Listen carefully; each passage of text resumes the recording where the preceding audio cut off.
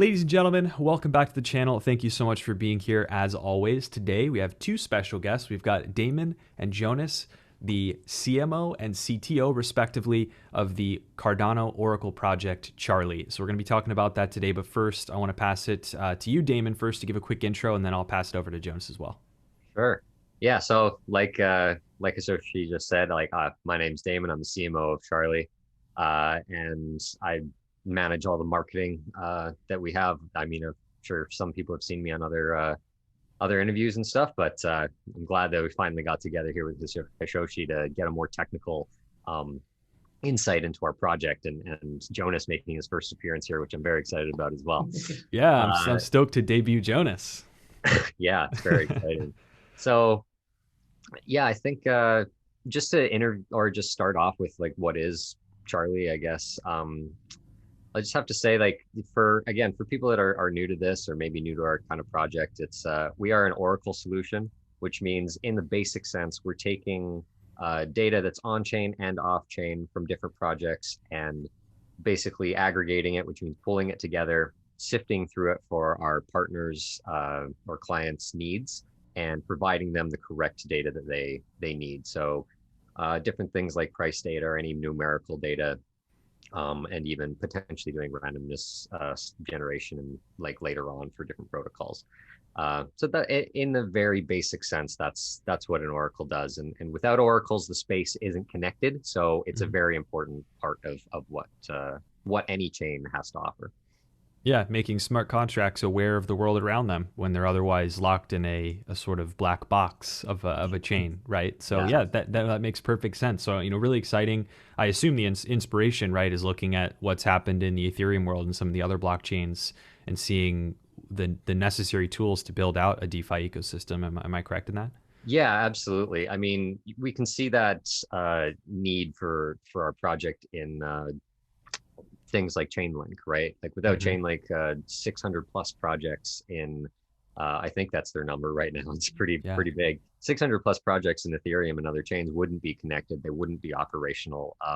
And that's a big reason for why we felt we needed to be here. And when we started this, as many people know, we weren't the first people on the project, but we have been the ones to bring everything to it. So Hmm. we're happy to have been, you know, not given the opportunity, but work towards this opportunity of creating such an instrumental project within the space. And for something as brand new as Cardano is very exciting. You know, we follow it. Like me and Jonas have a very academic background, and we love that approach of peer-reviewed research that Hmm. Cardano is taking, right? So everything's very specific.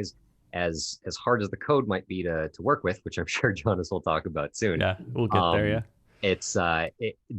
the meticulous process in which it's being created is actually something that we enjoy.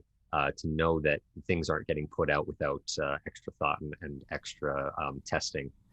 So going through this Alonzo White process and everything that they're bringing to the space as far as the humanitarian efforts, which we just launched today, our drop for drop campaign as well to help out in other ways outside of tech. All together, that whole branding idea from Cardano is what we really looked forward to, and why we're building for this instead of another chain. Awesome. Yeah, no, it's awesome context for anyone that is just not familiar, particularly with oracles. And maybe going a little deeper, Jonas, I'll pass it to you from the technical view, from the technical lens. Can you explain why oracles are so important for DeFi and the DeFi ecosystem, particularly in Cardano, kind of following on that formally verified approach? Yeah, I think that one important part that I should add to what Damon said is also, of course, I think Cardano needs oracles to Hmm. start out because they are a crucial element, and I'll explain why. Smart contracts, as we all know, they can do a lot of cool stuff on the chain, but there's one big limitation that all smart contracts that exist on a blockchain have, and that is that they don't have direct access to the data that exists outside of the blockchain. For example, a DeFi contract might need the Bitcoin price currently, or they Hmm. might need to know who won the most recent football match or something like that. And that's just not accessible on the blockchain without oracles. Hmm. And that's where kind of oracles come in. Oracles take the data that exists off chain, they take it and put it on chain in such a way that the smart contracts that need to consume it trust that it's, the truth and not just something that someone has put up to somehow manipulate the smart contract or gain favor in some way. So that's why we're there. That's why we're coming to Cardano to provide that from day one. That's awesome. Yeah, I mean it's a big problem too. I think people think about it in such a a general sense. It makes it very clear, right? It's smart contracts are not aware of their outside surroundings or the outside environment, and to execute conditional logic for real applications, you're going to need external data for virtually any use case you can think of. But of course, that introduces challenges, right? It introduces potential security limitations, and that's why Oracle projects are so much more complex underneath the covers than they might initially seem at that surface level. Things like a price feed oracle being manipulated can completely wreak havoc on a DeFi lending protocol because pricing's off and the liquidity pools can't be filled properly. So could you explain maybe a little bit how the Charli protocol is designed, maybe some of the inspiration behind it, and how you've approached getting around some of those attack vectors? Yeah. I think that the two big factors that I'm worried about in an oracle, and anyone should be worried about, I think, is the truth of the data, the veracity of the data, which of course has to be correct, or the smart contract is just going to be operating on false data and might be doing the wrong thing. And secondly, is reliability, being able to continuously have the data updated, because if the data is old, that is also going to be incorrect by default. So the way we're addressing that is we're working with a decentralized solution where we have multiple Charli nodes that are providing this data to a particular feed. And then once all of or enough of the nodes, I should say, have provided data to the feed or an updated piece of data, a smart contract on the chain can then actually take all those answers and figure out what is the consensus answer, what is the truth that they seem to be agreeing about, and then produce that as the actual data that is going to be consumed by other smart contracts. And by using this decentralized approach, we get around both the uptime issue, because we have many nodes that are doing this work, and the veracity issue as well, because if you have many nodes that are providing the answer, well, if you want to cheat, you have to have the majority of these nodes at least collaborating to perform whatever cheat you're trying to do, which is a huge undertaking, much greater than just having a single node that sometimes lies. So I think that's the strongest way to go about it, and that seems to be the way that most oracles are doing it. So I'm very happy with that structure. And then of course on top of that, we're looking to add things like node staking, where a node can put up some C3 to prove that it's trustworthy. And if that node is then caught somehow cheating or misbehaving, the C3 can be slashed as punishment. So there's an extra incentive for the node operators that are staking to, do the right thing. And it's also kind of proof that they are willing to do the right thing, because they're putting up something on the table.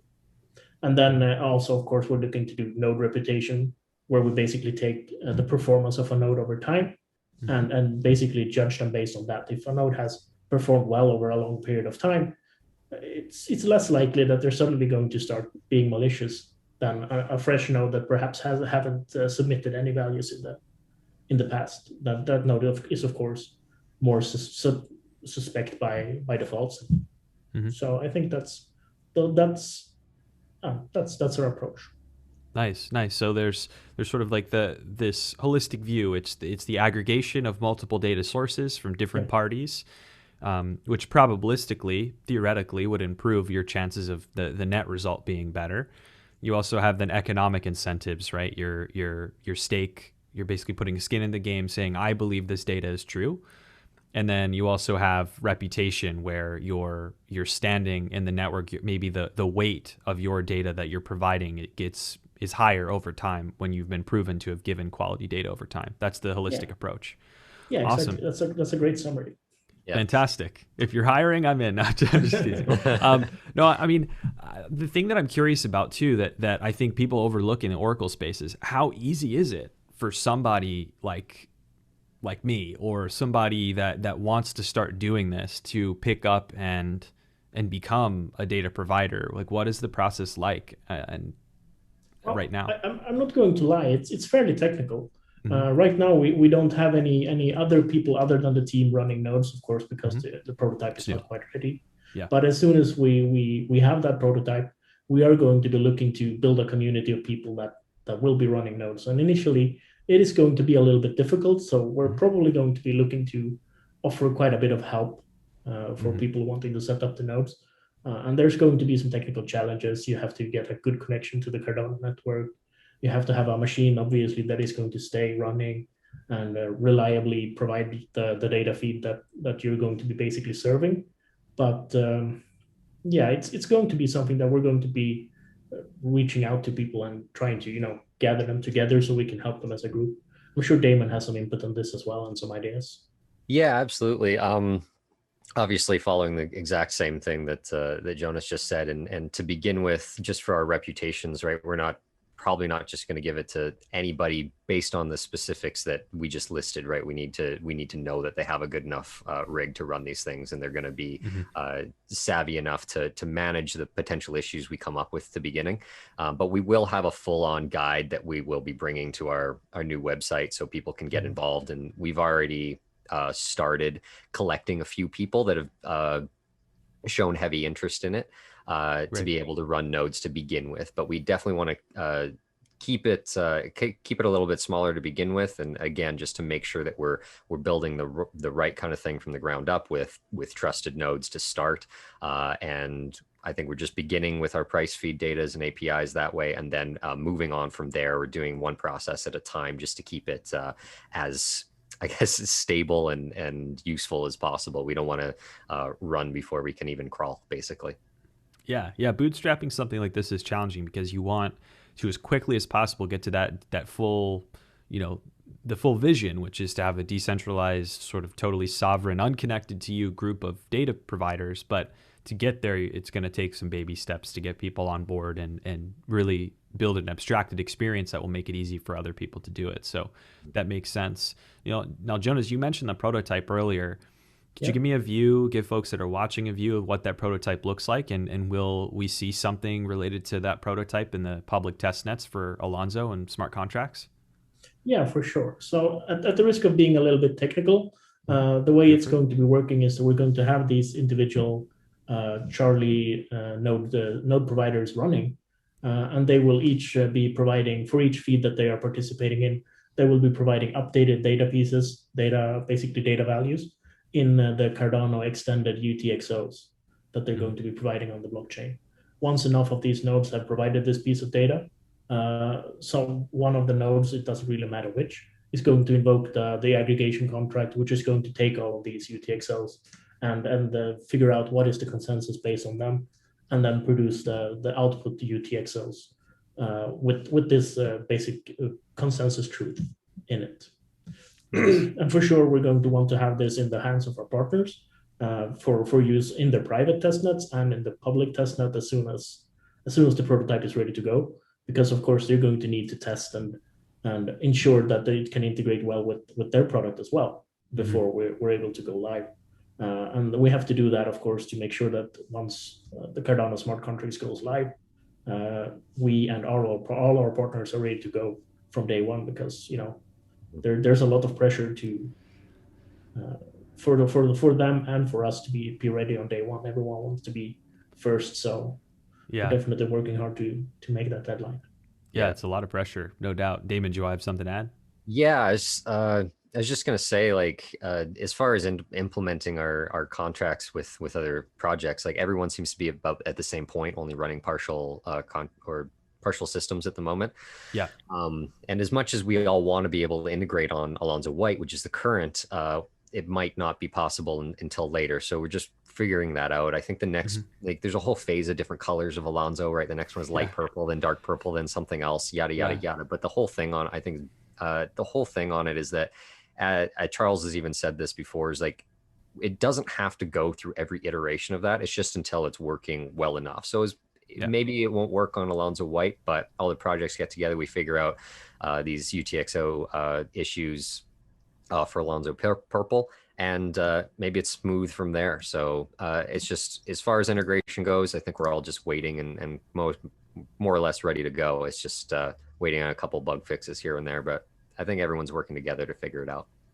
That's awesome. Yeah, I mean, it's actually a great segue because I think it's, and I've been asking every Cardano project that I get to talk to about this because now people get to see and hear from people who are actually doing this, like what the experience is like developing on Cardano, developing for Cardano. I know it's early, you know, it's probably going to get easier over time. This is like true pioneer time. Like Jonas, from your perspective, like what's more challenging, what's less challenging, what's the experience overall? Well, from a developer perspective, if you're coming from Ethereum, for example, there's a huge difference. Yeah, I Everything can is written attest. in Haskell. Yeah, yeah, I'm sure you can. So everything is written in Haskell. The way the smart contract is structured is entirely different. Even the way data is stored is different. You have to use extended UTXOs, which is a huge shift from the way it's stored in Ethereum. So Mhm. there's a lot of challenges. And even so, even beyond that, there's a number of other technical issues that are caused by this, or I should say technical challenges. I know that many people are concerned about the possible limitations of transaction throughput, for example, Mhm. from the UTXO model. And that is something that we are also monitoring, of course, because it's going to be highly relevant for us because all our projects that are going to be using us are going to be using our UTXOs. And if there are limitations there, well, we have to Mhm. find a way around it. And I think that's something all projects are figuring out, and I'm sure we can find a way forward. I Mhm. think the biggest challenge, though, for us and for many other projects, is because it's so different, finding good developers. Yeah. I know that the Cardano Foundation and IOHK, they're working very hard to uh, train developers for this. But even so, I mean, there's a fact. The fact of the matter is that there's a huge number of Solidity developers, skilled developers. But in comparison, in Haskell and Cardano, well, there's very tiny number. So finding good developers there is very difficult. And we've Mhm. been really lucky to find a couple of really good guys. So Mhm. we're really happy with them, and uh, we can only hope that we find more of that caliber Yeah. going forward. Yeah, it's a challenge. It's a challenge. I mean, folks in the Cardano community obviously have been involved in this community for a while, and I have for a while I've been picking up and trying to, you know, dabble with whatever time that I have left over to learn new things, which is not much, I will admit. And it's a huge learning curve. So I can imagine building a production ready product is it's no small feat. But my hunch would be that there are some inherent benefits to this very functional proof-based development mechanism for something like oracles because you can be truly sure that your contracts are going to work the way that they're intended to. It might be hard to get them Sure. there, but they'll work the way they're supposed to. Yeah, the verifiability of Haskell smart Mhm. contracts is something different that is just doesn't exist on Solidity. So definitely something we can take advantage of. But getting there is there's a bunch of other hurdles we have to clear as well. So it's a Yeah, challenge. that's the tough part. Yeah, Jonas, I really appreciate your insight. I think it'll be really helpful for people to understand, you know, like what the truth is about developing and the challenges, but also, of course, you know, when we get there, we'll have a new set of challenges to face down. Like that's the way of this space. Actually, that's just a way of building technology in the first place. Yeah, There's always something new to fix and something new to make better. So we'll get there. But Damon, I want to kick this last one to you and sort of ask what the rest of this year 2021 if you want to be extra generous and talk about early next year, feel free, but what's next for Charlie? Sure. What's next? I mean, I can go through a couple of things. Sure. Uh, I mean, a lot of things is up in the air, as Jonas has said, as far as development goes. But Yeah. obviously, what's next is what we've said is day one. We want to be ready to integrate with all of our partners. We have a lot of partners lined up already, waiting to announce their launch days and Hmm. trying to use our partnership as is it a marketing opportunity. So as far as the public goes, that's kind of the most next thing is being able to actually present these partners and show that we are more integrated than it seems at the moment and continuing that. As Hmm. far as we know, we have the only functional oracle in the space at the moment, so that gives us a big step up and people are coming to us. So I think for that main net, it's there's just going to be a lot more partnerships, a lot more integrations, a lot more potential innovation from our side going on. So Hmm. that's big. I mean, we have the node staking potential coming up soon, like we spoke about. But much further down the line, what we really want to have is to expand that instead of just having the node operators and the team being kind of the sort of centralized, decentralized governance, is we want to make it fully publicly governed, so it's completely decentralized, right? So that's a long-term model that I think me and Jonas are talking about, like hopefully end of the year, kind of early next year situation.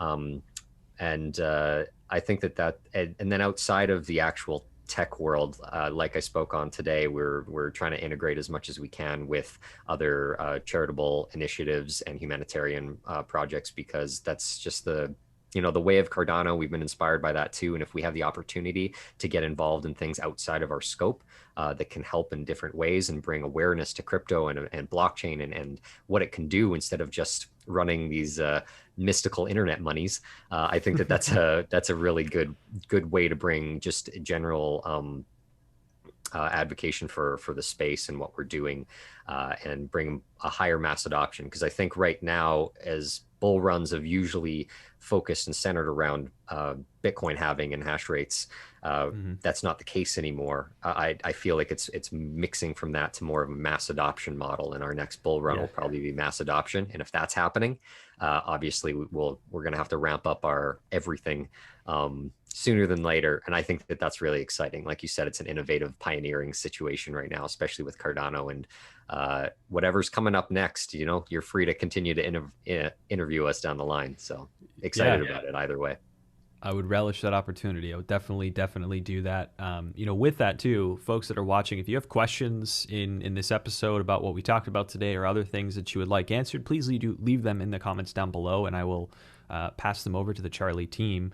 But I definitely want to thank Damon and Jonas for joining, and Jonas in particular. You crushed it on your interview debut, so thank you for doing that. Yeah, really good. Thanks, Jonas. Thank you. Yeah. It feels good. I was a little bit nervous. But you're a really good interviewer as well. So I appreciate that. I've managed to get a little bit of practice, which is good. But no, really, genuinely, thank you, and I wish you the best of luck in the launch and tackling these technical challenges. I'm really excited about what's happening in this space, and I'm rooting for you guys. Awesome. Thanks a lot. Thank you. Awesome. Thank you, everyone, for watching. Have a fantastic rest of your week and weekend ahead. And until next time, cheers.